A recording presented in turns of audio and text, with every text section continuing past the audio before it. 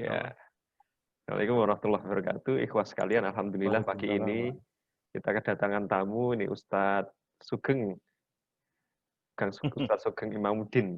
Beliau dari saudara kita dari jauh yang sedang berjuang di pedalaman Kalimantan ya, keluar masuk hutan gitu.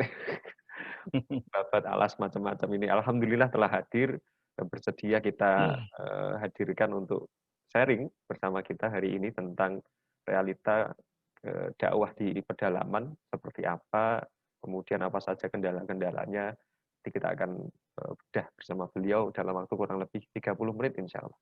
Gitu.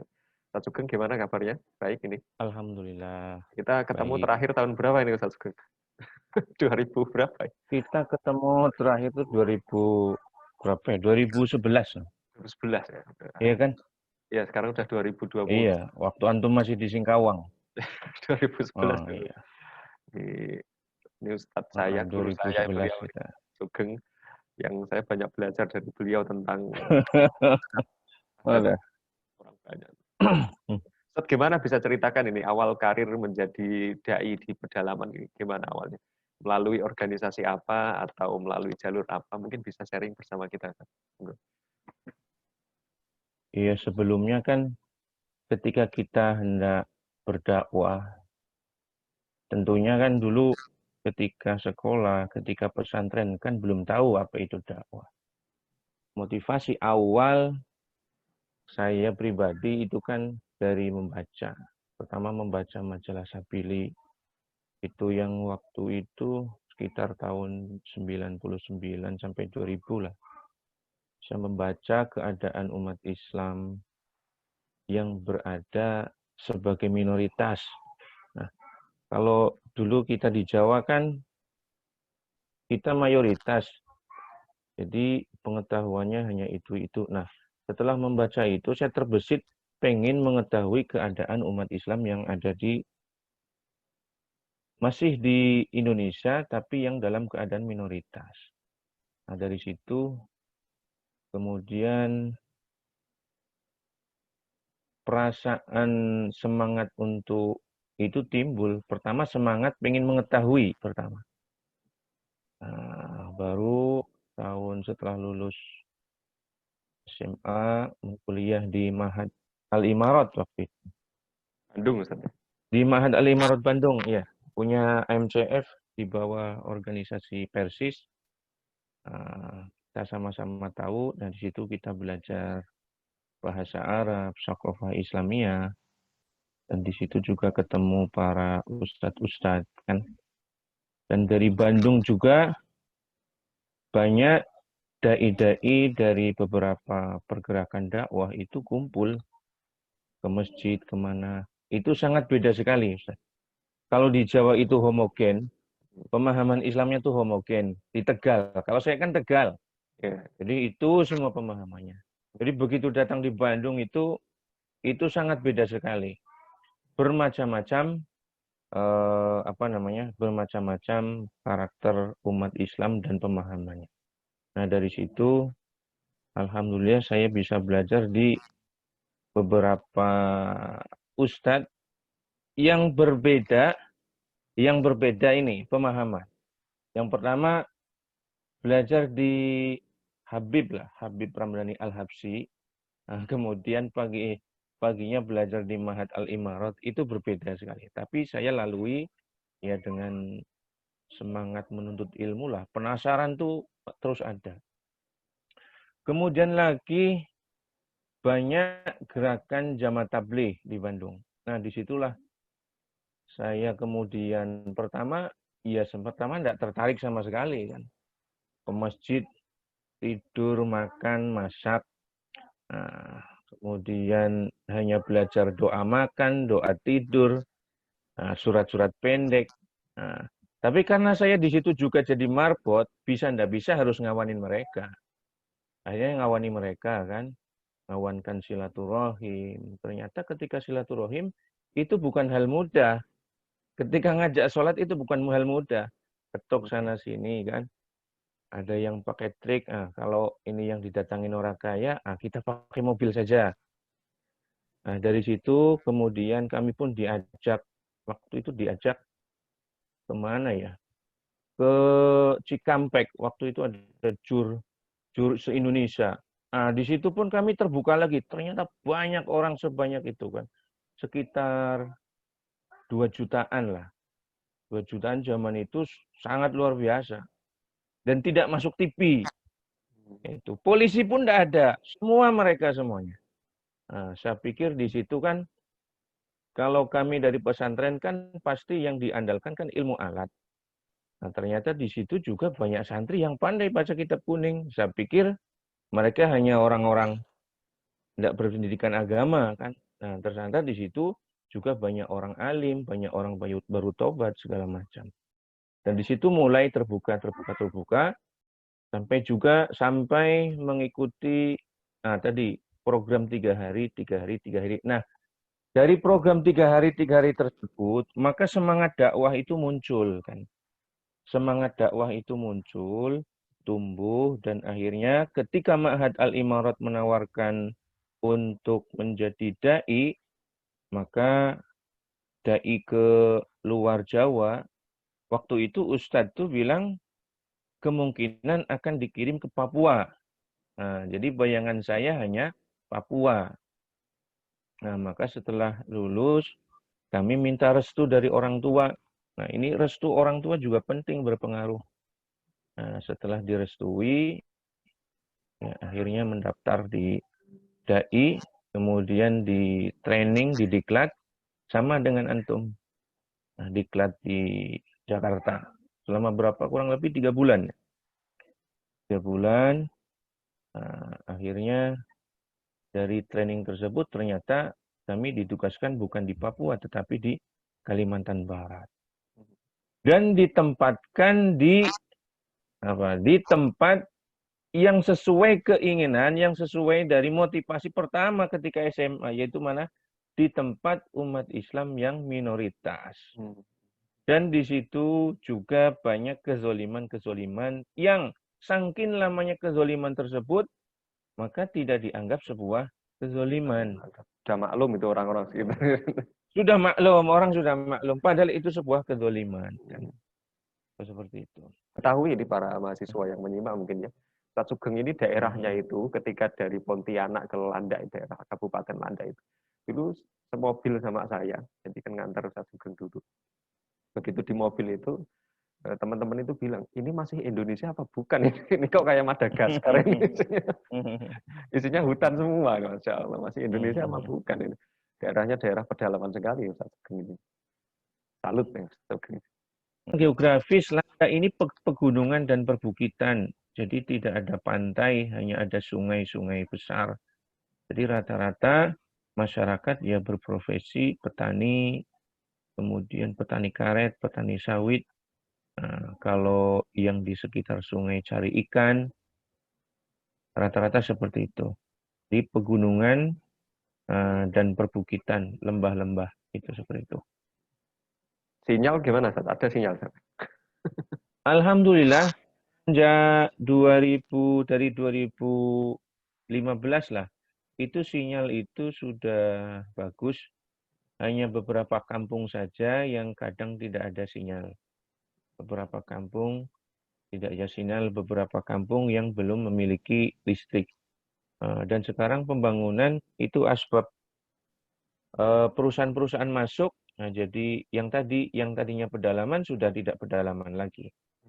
Yang tadinya kampung sudah banyak yang masuk. Dan untuk kalau dulu dengan sekarang tuh beda ya. Kalau di tempat saya sekarang sudah menjadi pinggiran kota. Dulu waktu awal saya datang kan bank pun tidak ada. Kalau mau ke bank ya harus perjalanan 1 jam dulu.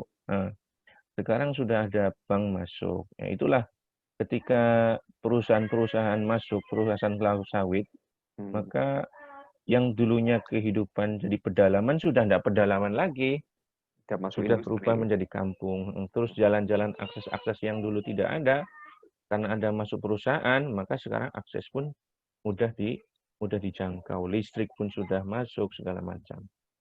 Itu kisah-kisah ini ya ketika berdakwah, cuman sebelumnya harus ini apa namanya harus digarisbawahi memang di dalam dakwah kalau saya pribadi itu yang berperan untuk memberikan semangat itu orang tua. Tanpa semangat dari orang tua, ya mungkin saya sudah pulang ke Jawa. Jadi saya masih terngiang-ngiang di apa namanya di pikiran saya. Jadi terutama omongan bapak saya lah. Sudahlah, kalau kamu lebih manfaat di sana, ya sudah di sana. Nggak usah mikir-mikir ke Jawa. Di Jawa sudah banyak yang alim kan. Tapi kalau kamu lebih manfaat di sana, mengembangkan agama, nah silahkan kembangkan agama di sana. Kalau saya ini sudah tua, nanti mudah-mudahan ketika saya mati, kalau bapak saya, mama saya, mudah-mudahan ikut dapat pahala dari apa yang saya sampaikan katanya. Itu jadi motivasi orang tua itu sangat penting kan. Itu motivasi orang tua. Kemudian ketika kita memutuskan jadi dai, istri juga sangat penting. Nah, maka memang Itu sejak awal maksudnya harus menikah dulu atau ridho istri? jadi begini, ketika kita memutuskan untuk menjadi dai kan, maka kita memilih istri pun harus yang mendukung dari dai. Karena kalau tidak mendukung, nah ini repot kan, ditinggal sedikit 3 hari, nah ini bisa repot lah. Artinya dukungan dari istri juga sangat penting bagi seorang dai. Nah, siapapun apapun profesinya. Ya gini Sat. Untuk selama di Landak ini kan tentu kan kita kontak sama non Muslim juga kan saudara-saudara kita di sana. Iya. Kemudian juga faktor geografis, misalkan juga hewan-hewan yang tidak kita temukan di Jawa. Misalnya, kalau di Jawa kan banyak ayam, di sana mungkin banyak hewan-hewan lain, misalkan kayak babi dan apa segala macam. Nah, tantangan-tantangan itu kemudian Ustadz hadapi setiap harinya. Ada nggak Ustadz kisah-kisah yang bisa kita jadikan, ya beberapa kisah lah mungkin, atau 1-2 kisah yang kita jadikan ibroh, yang Ustadz anggap sebagai kisah yang sangat berkesan bagi kehidupan dakwah di sana, Ustadz, yang Ustadz alami sendiri? Kalau apa ya kisah-kisah yang berkesan, kalau soal binatang ya kalau di sini anjing itu udah biasa. Kemudian babi berkeliaran itu udah Jalu. biasa, jalu. Nah, kalau orang sini bilangnya jalu. Anjing, bahkan saya pun pernah digigit anjing kan. Nah, ketika dakwah kan kita silaturahim ke rumah salah seorang mualaf. Nah, di sana masih ada anjingnya. Nah, tiba-tiba anjing itu ndak bunyi, ndak apa, langsung gigit kaki. Untungnya celananya tebal kan. Jadi ndak sampai melukai. Nah, itu pernah sekali. Berarti dakwahnya Digigit ditentang sama anjing. anjing juga ini di sana. Iya. Kemudian sholat kan, ketika sholat kan ditemani anjing juga pernah kan, sholat di apa di rumah warga, tiba-tiba anjing duduk di sampingnya, jerum di sampingnya, itu Ini sering anjing yang mau seperti itu. ikut dakwah Ustadz ini berarti menerima dakwah. Tuh anjing kan. Kemudian nih kepercayaan nih, jadi pengaruh TV itu sangat berpengaruh sebenarnya. Jadi banyak saya temui mu'alaf-mu'alaf itu terinspirasi dari dai-dai yang ada di TV. Itu banyak tuh. Makanya di antara kita kan banyak yang meremehkan ustadz-ustadz yang di TV. TV mana di Indonesia. Padahal itu ya sangat banyak sekali pengaruhnya bagi masyarakat non-muslim terutama Dayak. Jadi mereka banyak terinspirasi dari Zainuddin MZ. Bahkan sampai ada yang ngefans sekali dengan Ustadz Jepri. Itu ada mualaf sekali yang ngefans sekali dengan Ustadz Jeffrey almarhum kan. Nah, dari situlah mereka mengenal Islam dan kemudian belajar Islam. Seperti itu. Nah, jadi pengaruh dakwah di TV juga sangat banyak mempengaruhi bagi perkembangan Islam yang ada di Kabupaten Landak. Mereka juga terpengaruh tayangan-tayangan TV, terutama dulu di TPI, di MCTV. Kalau ada orang berjubah kemudian adu ilmu gini-gini, itu juga dianggapnya orang Islam tuh bisa kayak gitu semua. Sakti. Sakti. Jadi rata-rata seperti itu. Anggapannya Kalau dai-nya itu juga sakti gitu. sakti, ya mereka Hmm. menganggap semua dai itu ya punya ilmu seperti itu. Makanya tidak sedikit mereka juga ketika sakit kan, misalkan anaknya demam, itu minta doa, minta air tawar katanya Pak Ustadz. Nah, itu air tawar kan ya, tinggal ambil air putih kemudian baca Fatihah kasihkan, dan sugesti mereka luar biasa, ternyata banyak yang sembuh seperti itu. Waktu Itu masuk ke sana mereka. pakai jubah juga, Zat.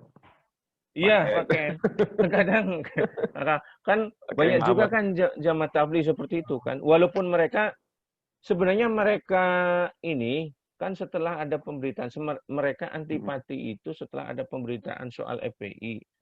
Baru mereka antipati. Sebelumnya ya mereka responnya bagus kan.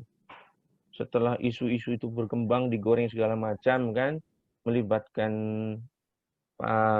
tokoh masyarakat sini, akhirnya kebencian itu sekarang makin besar terhadap umat Islam. Tetapi kalau di pedalaman, penduduk asli Dayak itu sangat ramah, sangat welcome. Masya Allah. Sangat welcome. Nah, kalau kita lewat di pedalaman, senyum jauh mereka, oi, oi, oi. Nah, semua. Itu luar biasa.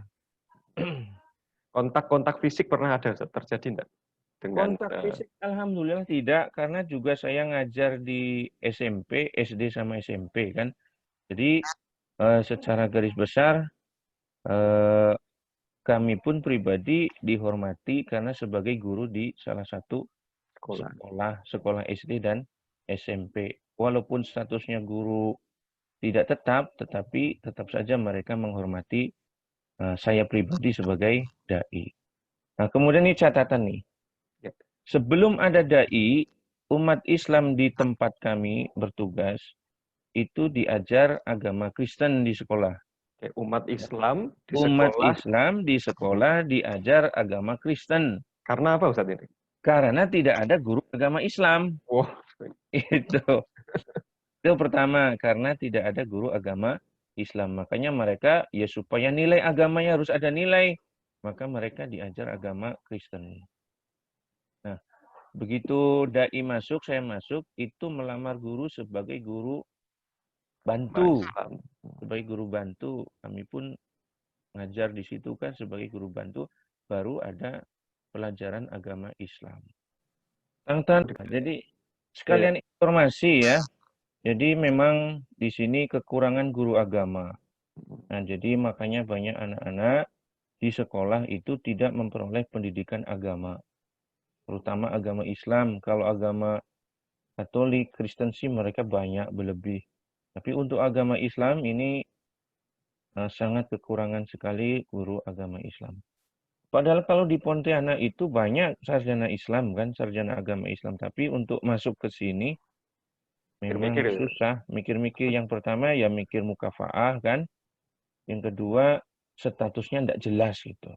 Kalau diutus dari pemerintah langsung kan itu statusnya jelas. Misalkan diangkat untuk jadi guru atau pegawai dari pemerintah, maka itu bisa berjalan. Nah, guru agama yang dulu pertama kali diutus itu tahun berapa ya? Sekitar tahun 80-an tuh. Itu baru, itu kebanyakan dari Aceh. Nah, kebanyakan dari Aceh, karena sebagian ada guru Aceh yang asal Aceh yang sudah pensiun, itu katanya utusan dari Menteri Pendidikan zaman dulu. Saya pun lupa tahunnya, masih era Soeharto. Itulah guru agama yang pertama diutus di Kabupaten Landak. Kalau ini, Ustaz, peran Kementerian Agama, MUI ya, MUI, Kementerian Agama, Kemenak itu di daerah. Biasanya di Kemenak itu kan ada dai penyuluh dari Kemenak. Kabupaten Landak ini masuk nggak, Ustaz, ke daerah Pahauman tempat antum berdakwah di sana? Penyuluh agama dari pemerintahan. Iya. Untuk penyuluh dari Kementerian Agama itu jadi semenjak tahun 2013 baru para dai itu kemudian direkrut oleh KUA dan dimasukkan ke sebagai penyuluh agama Kementerian Kabupaten Landak. Nah, jadi penyuluh-penyuluh itu ya rekrutan dari para dai itu awalnya. Nah, baru tahun 2017 itu diadakan pendaftaran penyuluh. Maka di situ banyak orang-orang yang asli pribumi sini kan, yang Melayu itu banyak mendaftar sebagai penyuluh honorer. Maka sekarang di Kabupaten Landak itu sekitar 40 penyuluh honorer tersebar di beberapa kecamatan yang ada di Kabupaten Landak. Dan secara garis besar, walaupun belum maksimal, ada pengaruhnya, tetapi belum maksimal. Karena kebanyakan yang menyuluh, ya tidak memiliki semangat dakwah sebagaimana para da'i kan. Mereka kan tugas kewajibannya hanya membina 2 majelis taklim. Ketika tugas itu sudah ditunaikan, ya sudah. Mereka hanya sebatas menunaikan tugas. Kecuali memang penyuluh-penyuluh yang punya motif dakwah yang kuat. Dakwah, iya. Ya, alhamdulillah yang penyuluh dai-dai yang dikirim di pedalaman itu rata-rata dijadikan penyuluh, direkrut dari Kementerian Agama Kabupaten Landak. Tapi ada juga yang dikeluarkan dari penyuluh. Ada juga yang dikeluarkan dari penyuluh. Iya, sebab berita-berita antum tahulah kan, isu-isu yang lagi hot sekarang. Banyak juga. Dan begini jadi dai-dai yang dikirim di pedalaman ini, alhamdulillah ketika tes penyuluh itu nilainya bagus-bagus semua. Tidak ada yang jelek. Jadi itulah jadi nilai positif kita. Jadi mereka pun mempertimbangkan juga seperti itu. Nah, tapi makanya kita tetap pandai menjaga hubungan kita dengan penyuluh. Karena ketika kita masuk ke pedalaman itu, tidak bisa kita tetap harus melalui jalur pemerintah. Itu lebih mudah. Ada payung hukumnya. Ada payung hukum dibanding kita melalui ormas. Kalau kita masuk pedalaman dari mana? Dari KUA. Nah, itu sudah pasti diterima. Karena mereka tidak akan bermikir macam-macam. Karena ini orang pemerintahan. Dan itu lebih mudah diterima. Makanya nanti apabila ada dai-dai yang dikirim ke pedalaman, usahakan menjaga hubungan baik dengan instansi setempat, KUA, pemerintah daerah setempat. Ya, untuk apa? Untuk supaya kita mendapatkan perlindungan sekaligus kepercayaan dari masyarakat. Itu. Terakhir Ustaz, mungkin beberapa patah kata dari Ustaz. Nasihat-nasihat untuk kami, para penuntut ilmu yang sedang berdoa, bagaimana supaya kami bisa melembutkan hati dengan urusan dakwah ini, Ustaz. Mohon arahan bimbingannya, kemudian nasihat kepada kita yang masih di kota-kota ini, Ustaz. Terutama kepada mahasiswa. Ya. Untuk yang mahasiswa yang ada di Jawa, maka belajarlah banyak hal dari berbagai referensi yang berbeda. Nah, karena ketika kita menghadapi masyarakat, apalagi dalam dakwah, itu kita dituntut untuk banyak jurus yang harus kita terapkan.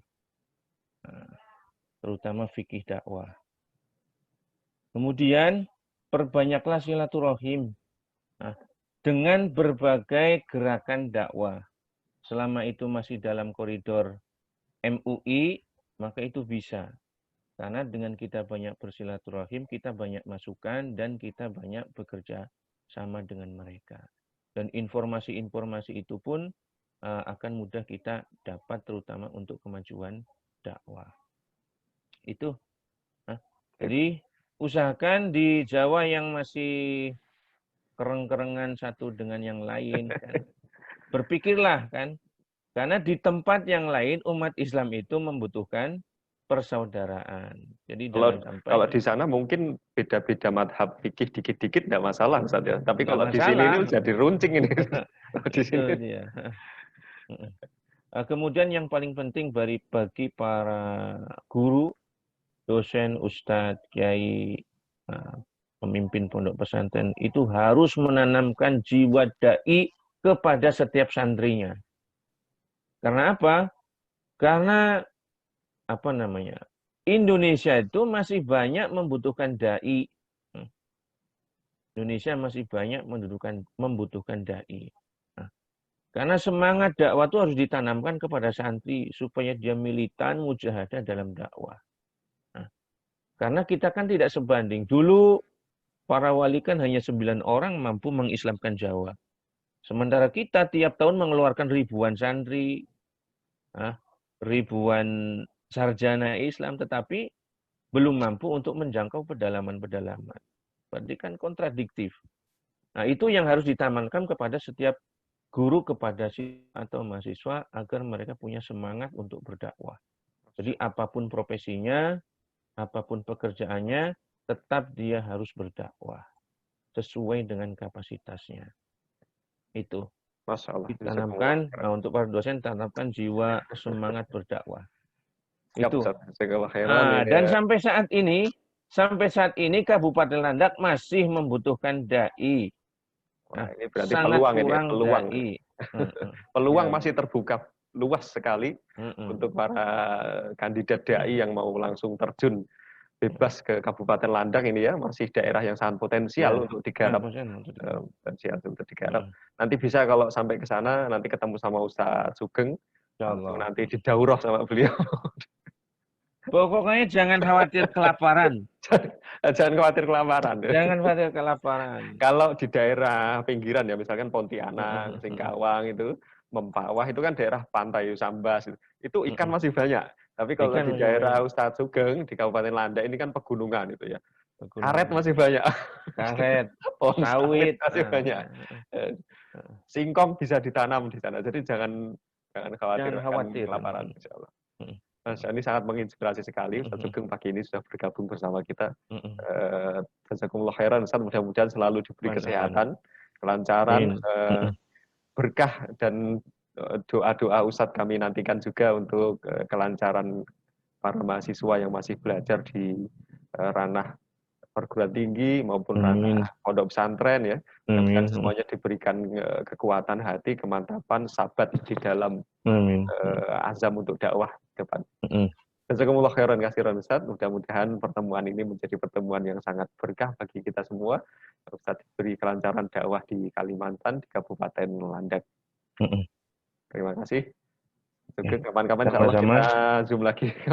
Insya Allah. Pertemuan lagi dengan info-info terupdate di Kabupaten Landak. Kita belum ngomong-ngomong masalah ini tuh, masalah Ustadz gimana caranya mengislamkan orang non-Muslim di sana yang mau masuk Islam dan lain sebagainya. Masih banyak yang masih banyak nih. Banyak ini. Nanti kawan-kawan kita zoom lagi. Syukuran Ustadz. Dari kami, terima kasih kepada Ustadz. Nanti bisa melanjutkan aktivitas kembali. Assalamualaikum warahmatullahi wabarakatuh. Waalaikumsalam warahmatullahi wabarakatuh. Syukuran Ustadz.